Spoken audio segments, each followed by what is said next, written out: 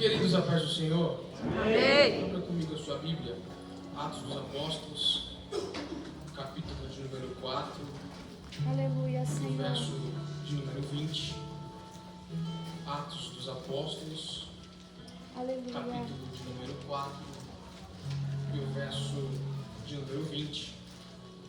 Enquanto você procura, eu quero glorificar a Deus por esta oportunidade e dádiva que eu tenho de mais uma vez estar na minha casa, com o meu povo, com a minha família, ministrando a palavra santa do Eterno. Para mim é um motivo de muita alegria, e eu já disse isso a vocês mais uma vez e não me canso de repetir, que o lugar onde eu mais gosto de pregar, embora tenha pregado até hoje em poucos lugares, o lugar que eu mais gosto de pregar é para a minha igreja, para o meu povo. Eu amo vocês demais, vocês são abençoados. Louvo a Deus mesmo na sua ausência, pela vida do nosso pastor presidente, meu pai, pastor Leonardo, que está essa noite, esse final de semana, pregando e ministrando num congresso em Novo Collor. E ele sempre me manda mensagem no culto: como é que tá aí, como é que tá os irmãos, fulano já chegou, e os obreiros.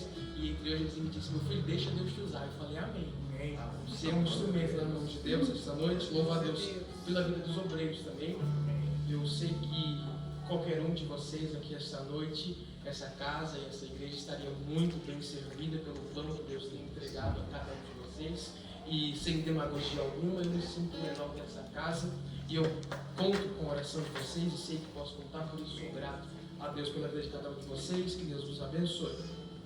Você encontrou Atos dos Apóstolos, capítulo 4, do verso 20. Se você encontrou, diga glória a Deus. Glória a Deus. Assim diz a minha tradução: porque nós não podemos deixar de falar das coisas que temos visto e ouvido. Mais uma vez, porque nós não podemos deixar de falar das coisas que temos visto e ouvido. Você que crê, sente glorificando a Deus com a Bíblia aberta, por gentileza.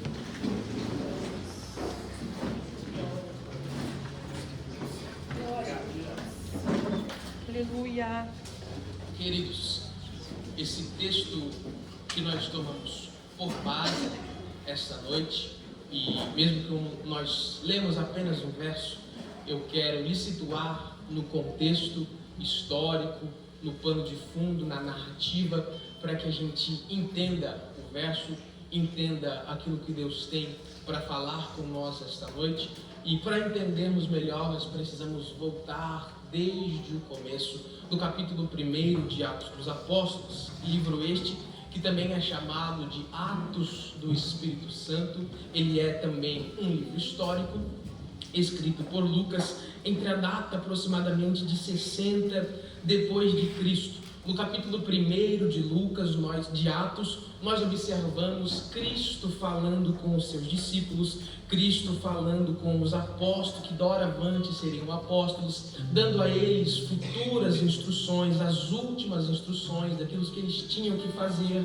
Quando ele diz aos discípulos da hora do Pai: não importa a vocês, não compete a vocês, mas vocês receberão poder, vocês serão cheios do Espírito Santo para propagar o Evangelho, serei minhas testemunhas, tanto em Jerusalém como na Judéia, Samaria e até os confins da terra. No começo deste capítulo 1 de Atos, nós já podemos entender e ver e observar que o crescimento do Evangelho não é gradativo, mas ele é simultâneo. Ele não é gradativo, a propagação do Evangelho não é aos poucos, não é por partes, mas ela é simultânea, porque Jesus está dizendo: vocês serão minhas testemunhas, tanto na Judéia e Samaria. Ele não está dizendo primeiro em Jerusalém, depois na Judéia, depois na Samaria. O que Jesus está nos mostrando é que enquanto cresce na Judéia, cresce em Jerusalém, cresce na Samaria,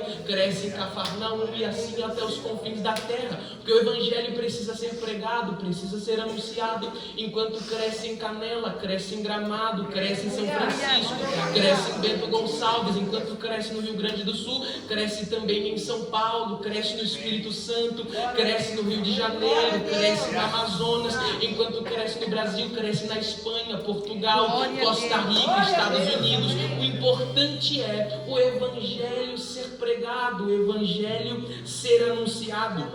E o interessante aqui, eu já preguei isso a vocês, apenas para trazer luz à sua memória, é Jesus dizendo aos discípulos que eles serão testemunhas, eles receberão poder para ser testemunhas. A palavra testemunha aqui é mártires, porque Jesus está dizendo: vocês não serão mensageiros, mas serão testemunhas. A palavra testemunha é mártires, que significa tanto aquele que viu de maneira ocular, que foi preso, que estava presente, quanto aquele que morre pela causa. É por esse motivo que a palavra é testemunha e não mensageiro. Porque mensageiro tem a obrigatoriedade, a responsabilidade de entregar a mensagem, mas não tem a obrigatoriedade de se relacionar com ela.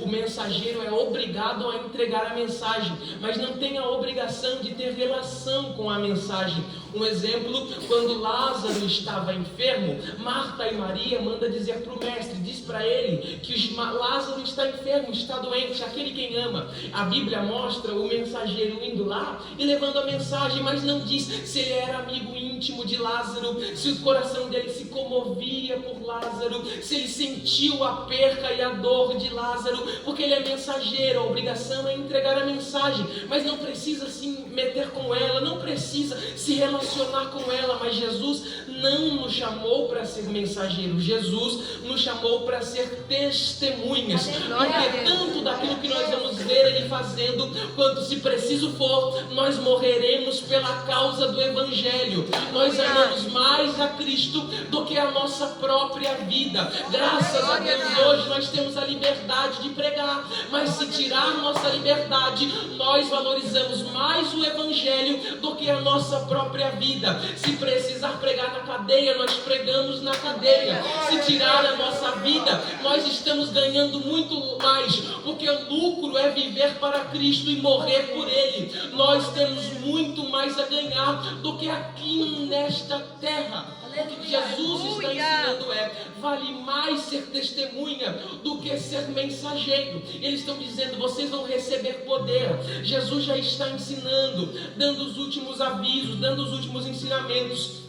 E enquanto ele vai falando, ele é assunto aos céus, e os discípulos estão vendo ele subir, os discípulos estão acompanhando que ele está subindo. Aí alguém diz para eles: homens galileus, por que pensam isso? Por que observam dessa maneira? O mesmo Jesus que vocês estão vindo subir, vocês irão ver voltar, ele vai descer da mesma maneira.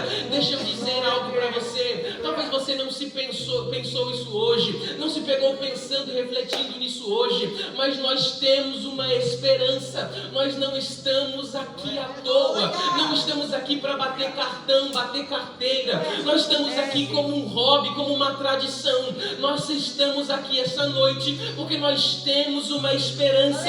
Eu não sei se você pensou isso hoje ou alguém te disse, mas Jesus breve vem, ele vai voltar. Essa é a nossa esperança. Aleluia, glória a Deus. Eles então, depois de Jesus subir, decidem voltar para Jerusalém.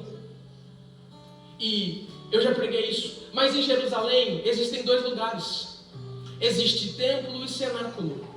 E os irmãos, muito bem ensinados, sabem que o sacerdócio da época estava corrompido. Então eles decidem voltar para o cenáculo, não retornam para o templo, porque acabaram, há poucos dias atrás, de matar, de crucificar o seu mestre. Acabaram de matar Jesus há pouco tempo atrás. O sacerdócio está corrompido, então eles não podem voltar para o templo. Sabe por que eu achei isso tão interessante? É porque Jesus já nem estava mais presente. Qual é o problema de estar no templo? Qual é o problema deles voltarem para o templo, adorar no templo, orar no templo? Por que não retornam para o templo? Porque todos aqueles que andam com Jesus se parecem com Jesus. Todos aqueles que têm comunhão com Jesus se parecem com Jesus. Talvez você nem percebeu ainda, mas você anda como Jesus. Você fala como Jesus. Você se veste como Jesus. Talvez você olhe para si mesmo e pense: eu estou tão normal, estou tão simples. Eu estou numa fila de supermercado, eu estou numa lotérica, às vezes eu estou até quieto. E aí chega alguém e pergunta para mim: você é crente? Você é da igreja? Você serve a Deus? E você pensa: da onde que tirou isso? Eu nem estou falando de Jesus, não estou evangelizando. É porque você se parece com Ele. Você tem que DNA dele. Você é filho dele. Aleluia. Glória a Eles Deus. voltam então para o cenáculo. Aleluia. E estão em oração, estão em comunhão uns com os outros, e até chegar a Atos 2, e eu sou apaixonado em Atos 2, quando a Bíblia diz: tendo chegado o dia de Pentecostes, eles estavam todos juntos em um só lugar, quando de repente ouviu-se do céu um som como de um vento veemente e impetuoso, e encheu toda a casa onde eles estavam assentadas, e línguas repartidas como que de fogo repousaram sobre ele. E o interessante desse texto é do verso de número 4, quando a Bíblia diz: e todos foram cheios do Espírito Santo e começaram a falar em outras línguas, conforme o Espírito Santo lhes concediam a falar. Enquanto eu estudava essa tarde, eu fiquei curioso nesse texto, fiquei observando, por mais que seja apaixonado, fiquei pensando nesse texto, e eu olhei e observei: e todos foram cheios do Espírito Santo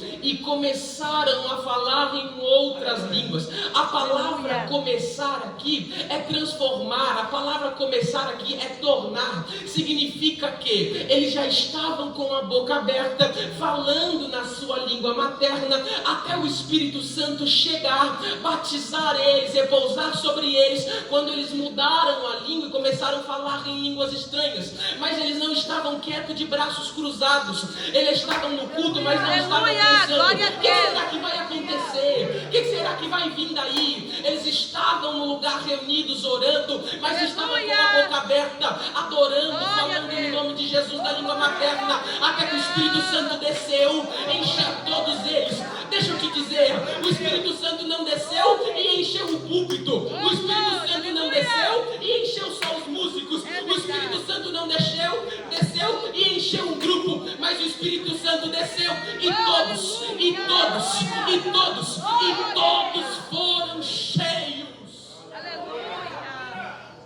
Deus vivo. Aleluia, Jesus. Eles começam a falar em outras línguas, e alguns deles de outros lugares, de outros países, perguntam: não são todos galileus? Como ouvimos eles falar na nossa língua materna? Uns se espantam, outros zombam, até que Pedro toma a palavra. O mesmo Pedro que negou há tempo atrás toma a palavra. Só que o Pedro que negou há tempo atrás acompanhava Jesus de vista. Só que o Pedro que tomou a palavra agora está cheio do Espírito Santo. O Pedro que tomou a palavra agora está cheio, está revestido. Ele que era um simples pescador, agora está pregando, e aproximadamente 3.000 almas aceitaram a Jesus. Ele começa a pregar, falar de Jesus. O mesmo Pedro que andou sobre as águas, e alguns apontam o seu erro e começou a afundar. O mesmo Pedro que há pouco tempo atrás negou Jesus, agora está pregando, e 5.000 almas, 3.000 almas estão aceitando a Jesus. Sabe o que é isso? É o poder do Espírito Santo. Deixa eu dizer para você: você não precisa ser o melhor, você não precisa ser um popstar, você não precisa ser o mais conhecido, você não precisa ser o mais estudado. Não estou dizendo que você não precisa estudar, precisa sim, mas acima de tudo isso, você precisa ser cheio do Espírito Santo. Você precisa ser cheio do Espírito Santo. A igreja precisa e necessita ser cheia do Espírito Santo. As almas não vão vir por causa da nossa habilidade, vão vir porque nós somos cheios do Espírito Santo. Aleluia. Glória a Deus. Pedro está pregando e essas almas se convertem. E aí, capítulo de número 3 de Atos, Pedro e João estão subindo para orar, estão subindo para ir ao templo, até que um homem que era coxo na Porta Formosa, coxo desde o ventre da sua mãe, que estava ali porque carregavam ele. Pedia a esmola, grave isso, ele está no templo porque carregavam ele. E está pedindo esmola, está pedindo dinheiro. Ele é paralítico, está na porta do templo pedindo dinheiro. Até que chega 2 homens cheios do Espírito Santo. E observem como é diferente quando passa alguém cheio do Espírito Santo. Porque não está falando de um mercado, não está falando de um local social, não está falando de um clube, não está falando nada da sociedade em si, mas está falando do templo, aonde passavam outras pessoas. Ele está pedindo esmola e alguém dá uma esmola. Ele está pedindo dinheiro e alguém dá um dinheiro, dá um tapinha nas costas. Quem sabe até Deus te abençoe, rapaz, vai dar tudo certo. Mas existe uma diferença quando passa alguém que é cheio do Espírito Santo. O ambiente muda quando tem alguém que é cheio do Espírito Santo. Aqueles que tinham problemas não tem mais, aqueles que tinham pecados são perdoados. O ambiente começa a se transformar, a situação muda, as coisas mudam quando existe no ambiente alguém que é cheio do Espírito Santo. Glória a Deus. Aleluia. Eles chegam no local e o homem pede uma esmola. E eles dizem: olha para nós. O homem olha para ele e eles dizem, Pedro diz: eu não tenho prata e nem ouro, mas o que eu tenho, eu te dou. Levanta-te e anda. Aleluia. Em nome de Jesus Cristo. Levanta-te e anda. Olha a diferença de quando tem um ambiente, alguém que é cheio do Espírito Santo. Até então está passando outros e dando esmola, dando tapinha nas costas, dizendo: fica tranquilo, uma hora Deus muda seu cativeiro, vamos orar, vai dar tudo certo. Aí chegou alguém que é cheio do Espírito Santo e disse para ele: em nome de Jesus Cristo, o que eu tenho eu te dou. Levanta-te e anda. Mas observem, queridos, que há uma diferença aqui. Depois de dizer levanta-te e anda, o texto diz que ele, tomando pela mão, o levantou, e até que os seus pés e artelhos se firmaram. Sabe por quê? Porque dizer levanta e anda e virar as costas é fácil. Dizer levanta e anda e virar as costas, seguir o meu caminho, é muito fácil. Dizer para alguém levanta e anda é tranquilo. Dizer para algum cego comece a chegar e dar as costas é muito fácil. Dizer para um mudo comece a falar agora e dar as costas é muito fácil. Só liberar a palavra e não dar uma assistência é muito fácil. É muito tranquilo dizer que é profeta. É muito fácil dizer que eu sou profeta. Se eu só libero uma palavra, pego minha oferta e vou embora. Se eu só estou liberando uma palavra e não sei como é que ficou a situação, liberar só a palavra é fácil. Só que aqui, aqueles que são cheios do Espírito Santo não liberam só a palavra, falam no nome de Jesus, liberam a palavra, mas depois eles pegam pela mão, eles erguem, tiram do chão, porque eles são cheios do Espírito Santo. Esse é o papel da igreja, queridos. Não é apenas liberar uma palavra, o milagre vem através do nome de Jesus, mas o papel da igreja é pegar pela mão, é erguer, é levantar, é colocar de pé, até que os pés se firmem, até que os pés estejam firmados. Este é o papel da igreja. O papel da igreja não é apenas liberar uma palavra. O papel da igreja não é apenas dizer Jesus vai te abençoar, Jesus vai te curar, vai dar tudo certo, mas não. O papel da igreja é pegar pela mão, é levantar, é colocar de pé. O papel da igreja é quando chega aqui o coxo, é quando chega aqui aquele que precisa. Não é apenas Deus dar um tapinha nas costas e dizer vai dar tudo certo, mas é ir lá, é dar um abraço nele, é dizer que bom que você veio no culto, gostei da sua presença aqui, me passa o seu contato. Lá na saída vai ter um rapaz chamado Josué, dá seu nome para ele, nós vamos discipular você. Você vai aprender o que é evangelho, você vai aprender sobre a Bíblia. No final das aulas você vai estar pronto para se batizar. Já entendeu o que é evangelho? Agora coloca o pé no chão, já está firme. Já entendeu quem Jesus é? Já está firme. Agora começa a caminhar. Glória a Deus, aleluia. Deus tremendo, aleluia. Tu és fiel, Jesus, aleluia. papel da igreja não é só liberar palavra, mas é erguer, é colocar de pé, até que aquele que estava caído se firme. Só que observe, depois de firme, ninguém carrega mais ele para o templo. Depois que os pés se firmaram, a Bíblia diz que saltando ele pôs-se em pé e andou e encontrou com eles e entrou com eles no templo, andando e saltando e louvando a Deus. Depois que o pé está firme, querido, não tem que ninguém mais carregar. Depois que o pé se firmou, não precisa ninguém mais te carregar para o templo. Pelo amor de Deus, não me interpretem mal. Eu não vim bater em ninguém, até porque eu não sou doido de fazer isso. Porque existem dois papéis na igreja. Primeiro, que é o dono dela, o Jesus Cristo, o dono da igreja, o noivo da noiva. Segundo, o pastor da igreja, representando Jesus Cristo. Eu não sou nenhum dos dois, então não estou aqui batendo na noiva, mas estou pregando Bíblia. Depois que o pé firmou, ninguém precisa mais carregar. Depois que o pé firmou, você não precisa mais perguntar: cadê o cartaz? Vai ter culto hoje? Você sabe que domingo é dia de culto. Depois que o pé firmou, eu não preciso mais perguntar: será que dá para ir no culto hoje? Quem será que vai pregar? O que será que vai ter de bom? Não precisamos de crente bardoso. O pé firmou, você sabe que o seu lugar é no templo. O pé firmou, você consegue vir sozinho. O pé firmou, não é qualquer coisinha que eu paro, não é qualquer coisinha que me abala. O pé firmou, eu tenho que estar na igreja. Eu venho saltando, louvando e adorando a Deus com os meus pés. Aleluia, alegria, aleluia a Deus. Oh, glória, tu és fiel, Jesus. Deus poderoso, aleluia. Oh, Deus tremendo.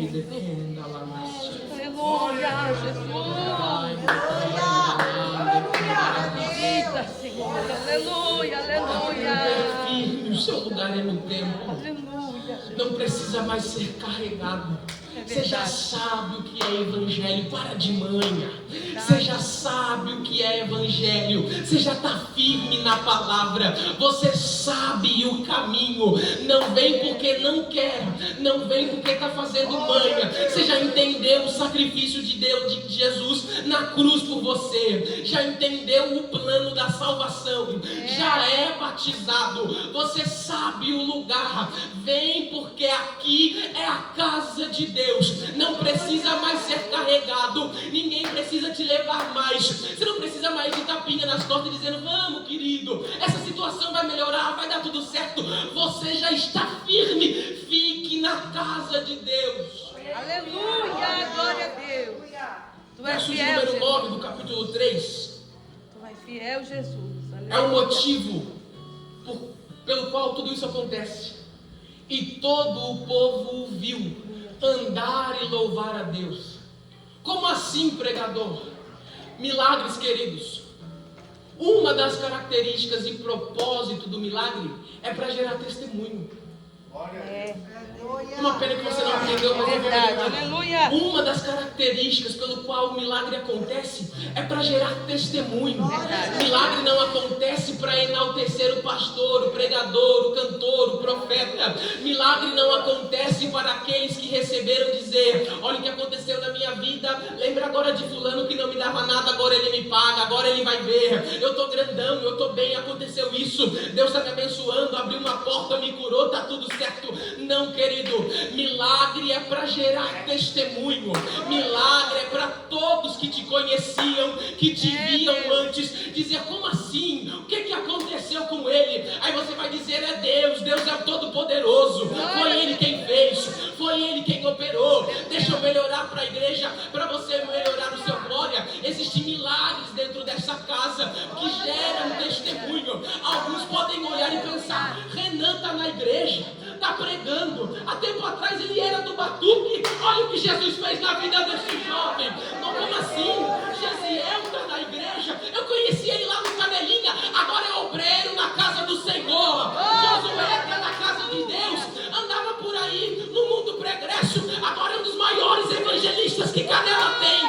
Você é milagre, você vai gerar testemunho e o nome de Jesus vai ser glorificado na sua vida. Aleluia. Aleluia.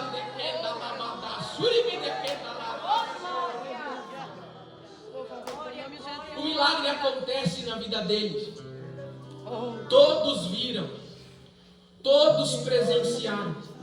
E a partir deste momento, Pedro e João começam a pregar para o povo, começam a pregar para eles.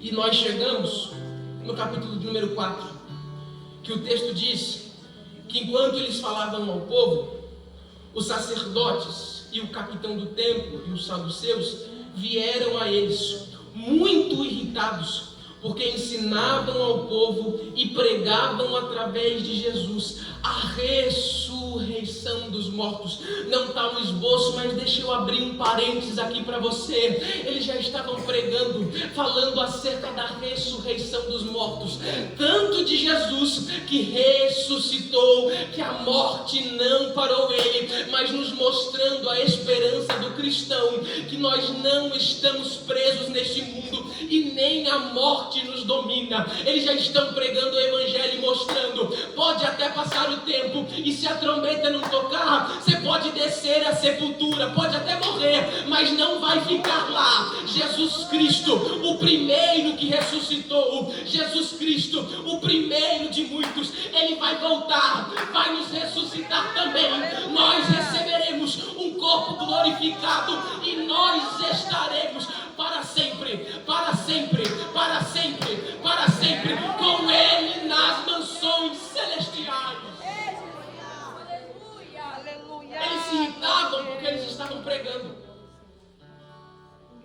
Eles estão irritados porque eles estão pregando no nome de Jesus. Eles não gostavam porque eles estão falando acerca de Jesus. Só que o capítulo 4, no verso de número 4, começa: entretanto, muitos dos que ouviram a palavra creram, e o número de homens era de quase 5.000. Observe uma coisa aqui, queridos, porque eu vim dando essa introdução e mostrando para vocês desde o início do Atos dos Apóstolos, quando numa pregação atrás de Pedro, o pescador, 3.000 almas se converteram, e agora nessa pregação 5.000 almas se converteram. Para a matemática básica que até uma criança consegue fazer, em 2 ministrações, aproximadamente 8.000 almas se converteram ao Evangelho. 8.000 almas se converteram a Jesus. E o que eu vejo, graças a Deus, sem demagogia alguma, no nosso meio não tem, mas com alguns contatos, amigos e até mesmo na rede social, o que eu observo é o seguinte pensamento: o que nós faremos para ganhar almas? Como nós vamos fazer para ganhar essas almas? O que eu vou fazer para ganhar o jovem? O que eu vou fazer para ganhar o mundo? Observem aqui que ele está cheio do Espírito Santo, e em 2 ministrações 8.000 almas aceitaram a Jesus. Ele está pregando por causa do Espírito Santo. Deixa eu dizer algo para você que existia na igreja primitiva, que acontecia, e é por isso que crescia. A igreja primitiva, no começo da história da igreja, eles pregavam e as almas se convertiam. Só que os crentes dessa época não precisavam imitar nem os fariseus e nem os romanos, nem os saduceus e nem os gregos. Como assim, pregador? Não entendi essa sua comparação de romano, grego, saduceu e fariseu. Porque fariseu, saduceu são as seitas judaicas. Eram aqueles tradicionalistas que colocavam a religião acima dos mandamentos de Deus, que colocavam os seus costumes acima dos mandamentos de Deus. Romanos e gregos é o mundo. O que eu ainda não entendi, pregador, e o que eu quero dizer a você é que no começo da história, a igreja primitiva não precisou nem usar o mundo para ganhar o mundo, nem se igualar ao mundo para ganhar o mundo, e também não precisou usar a religiosidade, as tradições, não precisaram se igualar nem aos saduceus, nem aos fariseus, e nem aos gregos, nem aos romanos para ganhar o mundo. Eles pregavam e ganhavam as almas através do Espírito Santo, porque eram cheios do Espírito Santo. Na igreja primitiva não existia liberalismo, não era tudo liberado. A teologia da igreja primitiva não era vem como quer, permanece como quer, porque até pouco tempo atrás O Jesus que estava com nós só quer o seu coração. Não importa a maneira que você vive. Hoje é tudo relativo. Cada um tem a sua verdade, nada disso. Não existia esse liberalismo. Não existia discoteca gospel na igreja primitiva. Eles não se igualavam ao mundo para pregar para o mundo. Não se comparavam com o mundo para pregar com o mundo. Tampouco se igualavam aos fariseus, aos saduceus, aqueles tradicionalistas que colocavam a religião acima de tudo, colocavam os costumes acima de tudo. Deixa eu melhorar para você. Na igreja primitiva não existia isso de a gente perdoa até a traição, a gente perdoa os seus pecados, mas uma calça jeans é uma barbaridade. A gente até perdoa você roubar uma oferta, roubar um dízimo, mas colocar uma barba grande aí não pode. Não existia esse tradicionalismo na igreja primitiva. Não existia essas tradições acima de qualquer coisa na igreja primitiva. O que existia era o poder do Espírito Santo. Era o poder do Espírito Santo. Eles pregavam e as almas se convertiam por causa do poder do Espírito Santo. Queridos, eu preciso pregar isso para vocês. Posso até tomar uma bronca depois, mas eu vou pregar. Aqui nessa igreja nós somos cheios do Espírito Santo, e a única coisa que precisamos é dele para pregar o Evangelho. Nós não precisamos de popstar gospels que são moralistas, que pedem 5 mil por noite, passagens aéreas porque não viaja sozinho, bons hotéis porque não querem ficar sozinho, e pede 5, 10, 15 mil por noite para vir aqui para 40 minutos. Renan prega aqui, tem conversão. Guilherme prega aqui, tem conversão. Pastor Antônio Fuja prega e tem conversão. Nosso pastor prega e tem conversão. Nós não precisamos disso. A única coisa que precisamos é do Espírito Santo. É do Espírito Santo. É do Espírito Santo. Oh, glória a Deus. Aleluia.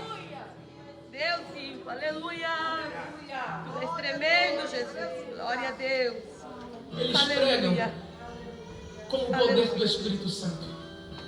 É por isso que a igreja cresce. Glória a Jesus. Nós não precisamos, queridos, inovar nada. Nós só precisamos pavimentar a estrada com oração. Nós precisamos nos voltar a Deus. Aleluia. Nós precisamos voltar a buscar o caminho da oração. Glória a Para que Jesus. quando Aleluia. Ele nos visitar, não estou dizendo se nos visitar, mas para quando, não se, quando Ele nos visitar, nós estejamos prontos e preparados para viver um grande avivamento. Eu vou repetir porque 2 ou 3 entenderam. Não é se Ele nos visitar, mas quando Ele nos visitar, quando Ele descer dos céus, rasgar os céus com a sua glória, derramar sobre nós um avivamento, nós estejamos prontos, preparados para ser cheios do Espírito Santo e pelo poder do nome de Cristo Jesus. E eu prego debaixo do espírito de profecia. Nós iremos ganhar Canela para Jesus. Nós iremos ganhar a Serra Gaúcha para Jesus. Nós vamos evangelizar esse estado. E pode ser os mais simples, alguém que ninguém dava nada, pregando num púlpito, e nós tivemos que abrir. Vamos ter que abrir o portão, abrir tudo. Tem 3 mil pessoas na rua para ouvir o Gesiel pregar. Tem 5 mil pessoas na rua para ouvir o irmão João pregar. Tem 4 mil pessoas se convertendo essa noite. Eu não sei você, mas eu creio que Deus pode nos avivar, e nós viveremos isso.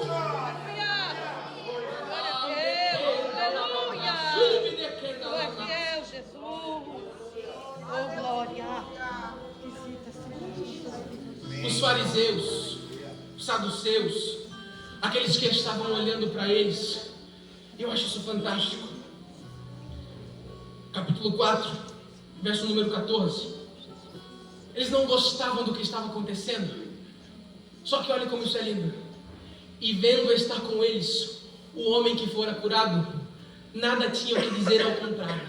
Verso de número 16, do capítulo 4 também, a Bíblia diz, dizendo: que havemos de fazer a estes homens? Porque a todos que habitam em Jerusalém É manifesto que por eles foi feito um sinal notório e não podemos negar. Eles não gostavam deles, não gostavam do mestre deles, não gostavam da religião deles, da crença deles, daquilo que eles pregavam, mas eles não podiam invalidar os sinais. Eles até não gostavam deles, mas não podiam invalidar o que aconteceu. Eles estavam furiosos com Pedro e João, mas não podiam falar muito. Por quê? Bom, não dá para dizer muito. Todo mundo conhecia esse coxo aí. É coxo desde o ventre da mãe, e todo mundo sabe quem é, agora está de pé. Não gosto desses crentes, mas o sinal está aí. Não gosto desse povo, mas os sinais acontecem lá. Eu até posso não gostar dos crentes, mas quando o paralítico vai lá, ele sai andando. Eu até posso não gostar desses crentes,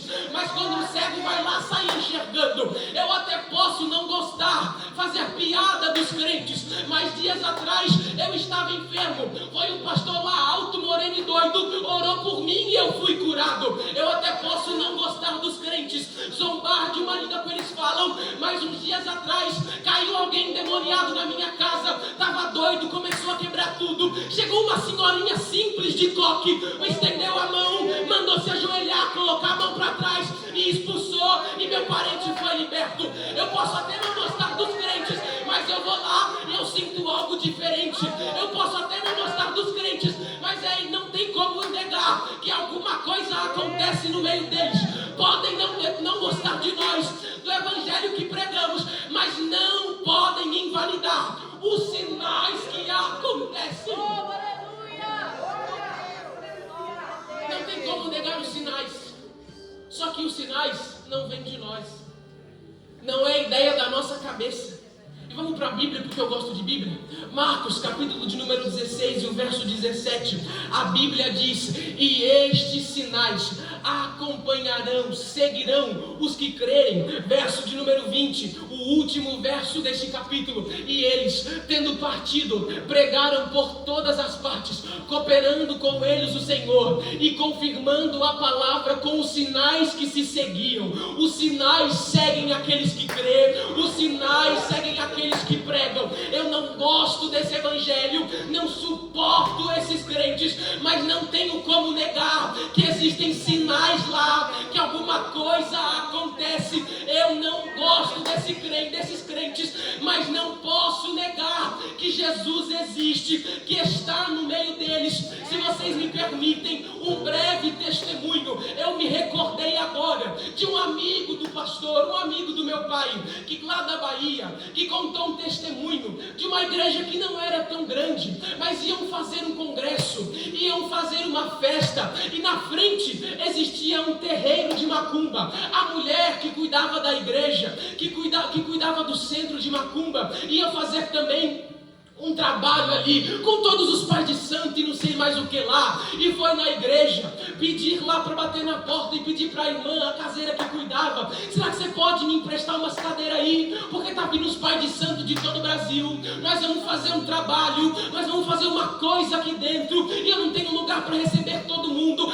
A mulher, a baiana, cheia do Espírito Santo, e disse: ó, gente, ainda que meu pastor permita, eu não deixo sair uma cadeira daqui de dentro, porque essas cadeiras são consagradas ao Senhor. A mulher invocou todo tipo de pai de santo lá e disse: pois a senhora vai ver com quem está mexendo, vou mandar meus orixás, sei lá o que, tudo aqui dentro, vão pegar a senhora vai ver. Ela disse: mande quem quiser, eu vou entrar porque meu feijão está queimando, Deus te abençoe. E foi-se embora. No outro dia, a serva de Deus foi na padaria comprar os pães. Quando ela viu essa mulher da macumba toda machucada, toda roxa, ela foi tentar ajudar a mulher: não chegue perto de mim. Foi tentar ajudar, a mulher caiu. Ela foi estender a mão: não me toque, não chegue perto de mim, não quero conversa com a senhora. A serva de Deus falou: o que aconteceu? Eu não te fiz nada, não fiz nada para a senhora, porque está me tratando desse jeito. Ela disse: na última noite nós estávamos fazendo um trabalho e eu pedi para os meus pais de santo ir lá incomodar a senhora. Eles saíram, mas voltaram, me bateram a noite todinha e disseram: nunca mais mande a gente lá, porque lá a gente não pode tocar, lá a gente não pode chegar. Gostem ou não gostem de nós, mas o Espírito Santo está aqui.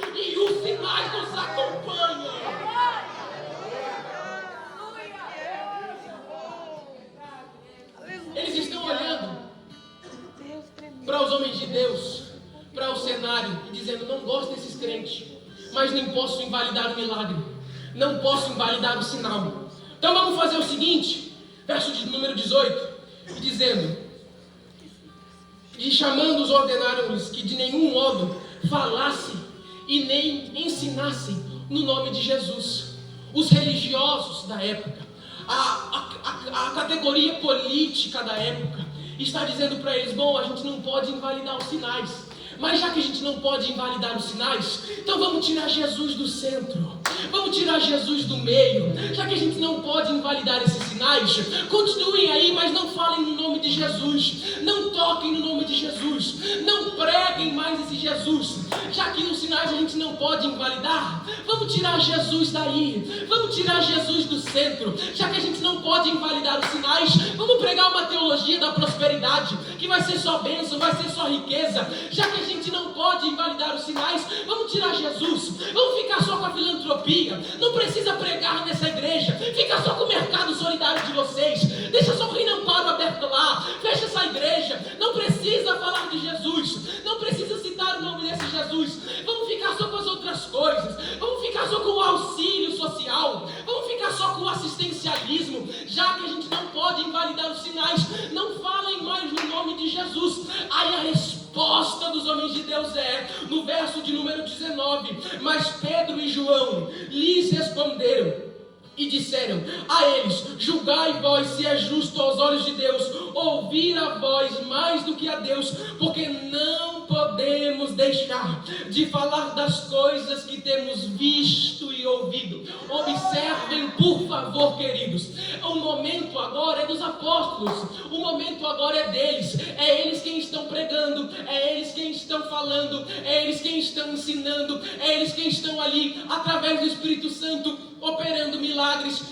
Então, se eles falam daquilo que temos ouvido e visto e ouvido, a palavra está no passado. Ou seja, quando eles falam daquilo que temos visto e ouvido, eles estão falando: como é que a gente vai deixar de falar do que a gente viu Jesus fazer e ouviu Jesus falar? Você está vendo o sinal e quer tirar Jesus do centro, mas o milagre só aconteceu por causa dele. O centro do evangelho é ele. Se a gente fala em nome dele. Se a gente prega em nome dele. Se a gente opera em nome dele. Se tem cura, é no nome dele. Se tem libertação, é no nome dele. Se tem milagre, é no nome dele. Se tem salvação, é no nome dele. Tudo aqui é para ele, por ele e para ele. O nome de Jesus não vai sair do centro. Vocês só querem os sinais, só querem aquilo que acompanha. Mas nós estamos dizendo: como nós poderíamos deixar de falar do que temos visto e ouvido? Podem não gostar ou não gostar, mas o nome de Jesus vai ser pregado e glorificado. Todos aqueles que creem, fica de pé adorando a Deus. Aleluia! Glória a Deus! Aleluia! Aleluia! Deus Todo-Poderoso. Nós só estamos aqui porque Jesus é o centro. Aleluia! Só estamos vivos porque Jesus é o centro. É verdade. Só respiramos porque Jesus é o centro. Vivemos porque Jesus é o centro. Pregamos porque Jesus é o centro. Evangelizamos porque Jesus é o centro. Discipulamos porque Jesus é o centro. Batizamos porque Jesus é o centro. Preparamos porque Jesus é o centro. Abençoamos porque Jesus é o centro. Assistimos porque Jesus é o centro. Ajudamos porque Jesus é o centro. Aqui, queridos, não importa, não damos importância para o nome de homens. Nós não estamos dando a ênfase para os sinais, por mais que ele nos acompanhe. Aqui o que importa e que vale é o nome de Jesus ser glorificado. Glória a Deus. Oh, aleluia. Tu és grande. Eu preciso orar. Aleluia. Aleluia, glória a Deus. Aleluia. Tu és fiel, Jesus. Aleluia. Deus Eu quero orar essa Todo-Poderoso. noite Aleluia, Jesus. e fazer uma oração especial. Engrandecido é o teu nome, Jeová. Aleluia. Mas antes de orar, eu preciso ser obediente à voz de Deus Aleluia. e perguntar se há alguém entre nós Oh, Deus bendito. que ainda não é crente, que está afastado da igreja, que não serve a Jesus ou que você saiu, e para mim e nem para essa igreja não importa o motivo de você ter saído, porque se houve algum lugar para te ferir, aqui está uma casa para te curar. Aleluia! Se houve alguém que te machucou, está essa igreja aqui, essa grande família para te restaurar. Então para nós não importa o motivo por qual você saiu, para nós o importante é você voltar. Se há alguém entre nós que não é crente, que está afastado da igreja, mas que essa noite entendeu que Jesus é o centro, nós não podemos deixar de falar no nome dele. E é ele que quer sair daqui abraçado e aliançado com você essa noite. Se existe alguém entre nós que não é crente, que está afastado da igreja, mas quer sair daqui abraçado, aliançado com Jesus, Aleluia. levante uma de suas mãos, eu quero conhecer você. Aqui tem o Senhor, passe à frente, eu quero orar pelo Senhor. Nós temos aqui uma vida, glória a Deus. Aleluia!